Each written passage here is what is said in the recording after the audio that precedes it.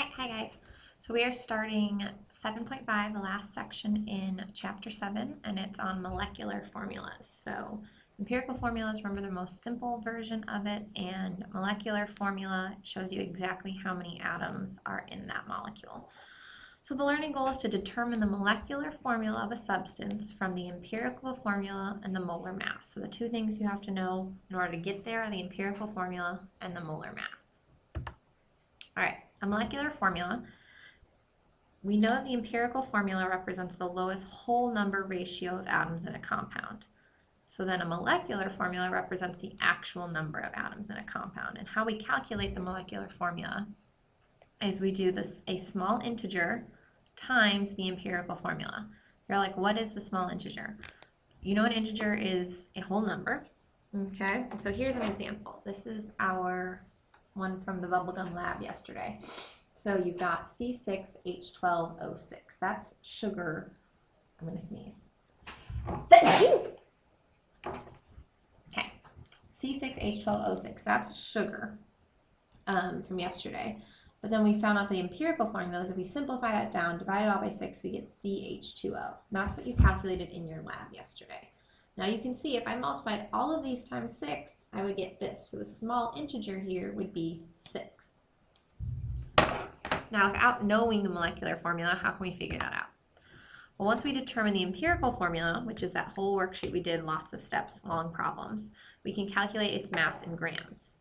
So look at the empirical formula, calculate the mass in grams, and given the molar mass, we can calculate the value of the small integer. So your small integer, and remember that's just a whole number, what is the number we're multiplying by? It's the molar mass of the compound, so that would have to be given to you, divided by the empirical formula mass. So going back to this example, if we didn't know that sugar was C6H12O6, okay, we just knew that CH2O was the empirical formula, and I was trying to figure out, well, how many molecules of carbon are actually in sugar? You would figure out the empirical formula mass. So what is the mass of carbon plus 2 hydrogens plus oxygen? That would be your denominator here, right here. And then you would put in the numerator, you would put the molar mass of the compound, which would have to be given to you because you wouldn't be able to calculate it without the molecular formula.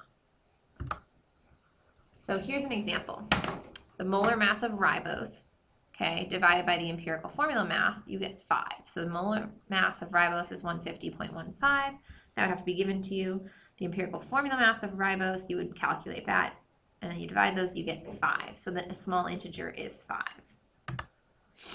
So when you multiply CH2O times 5, you get C5H10O5. So this is similar to our sucrose example, but this is ribose, so the small integer for that one is 5.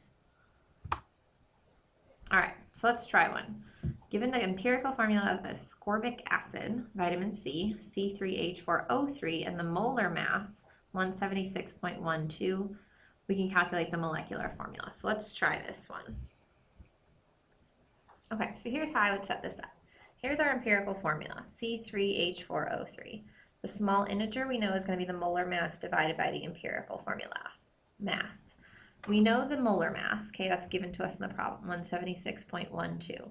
I need to find the empirical formula mass, which is just going to be the mass of these. So I'm going to do 3 times mass of carbon, which we know is 12.01 grams, plus 4 times the mass of hydrogen, which is 1.01 grams, plus 3 times the mass of oxygen, which is 16 grams.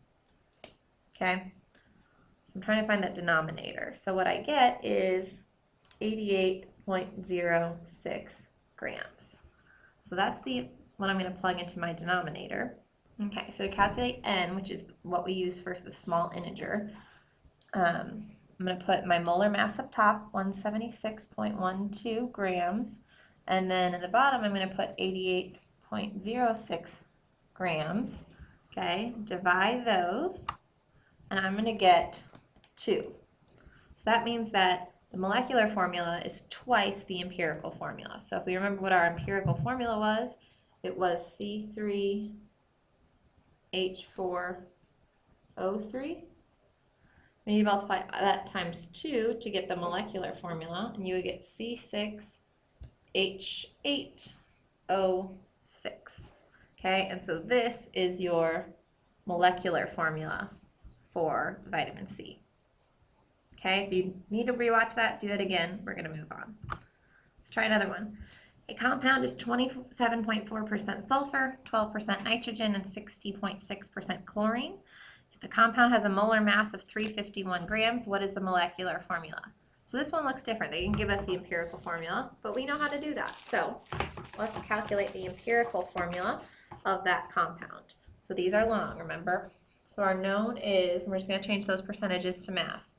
27.4 grams of sulfur, 12.0 grams of nitrogen, and 60.6 grams of chlorine. Okay, so my knowns, I'm trying to go to moles of all of those, right? That's what we did yesterday. We did a whole bunch of these. So my plan, I'm going to have 3 conversion factors, and since I'm going from grams to moles, my conversion factor is molar mass. So I put 1 mole of sulfur, and molar mass of sulfur is, let me check, that's not it, 32.07 grams. I don't have my periodic table with me. 1 mole of nitrogen is 14.01 grams. I'm just writing my conversion factors, and 1 mole of chlorine is 35.45 grams. Okay, make sure you write this down. I'm going to pause and erase so I can do all of my conversions. So now I'm in my setup portion, so I know 27.4 grams of sulfur, 1 mole of sulfur is 32.07 grams. Divide, and I get 0.854 moles of sulfur. I'm going to do the other two. 12.0 grams of nitrogen. 1 mole of nitrogen divided by its molar mass, which is 14.01 grams. And I get 0.857 moles of nitrogen. And last but not least, I do chlorine. I've got 60.6 grams of chlorine. 1 mole of chlorine divided by 35.45 grams. And I get 1.71 moles.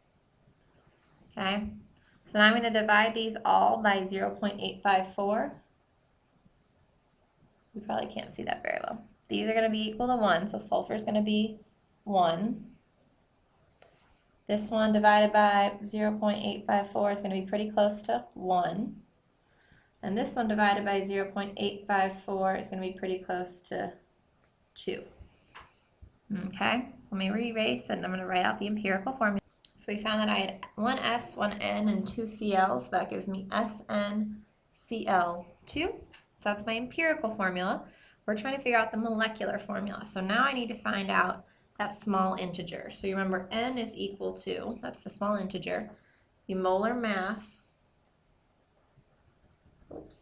divided by the empirical formula mass. That molar mass is going to have to be given to me. So if I go back up a couple slides, they gave me the molar mass was 351 grams. So I'm going to write, I've got to figure out what is the empirical formula mass. Well, the empirical formula mass is going to be the mass of sulfur plus the mass of nitrogen plus twice the mass of chlorine. So we've got the mass of sulfur, which is 32.07 grams, plus the mass of nitrogen, which is 14.01 grams, plus 2 times the mass of chlorine, which is 35.45 grams. And so I get 116.98 grams.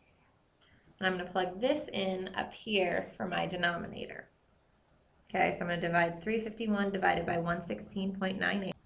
Okay, so I'm going to divide those two, and I get right about 3. So that means that the molecular formula is 3 times the empirical formula. So if we remember, our molecular formula, or our empirical, was SnCl2. To get to molecular, I multiply all of those times 3.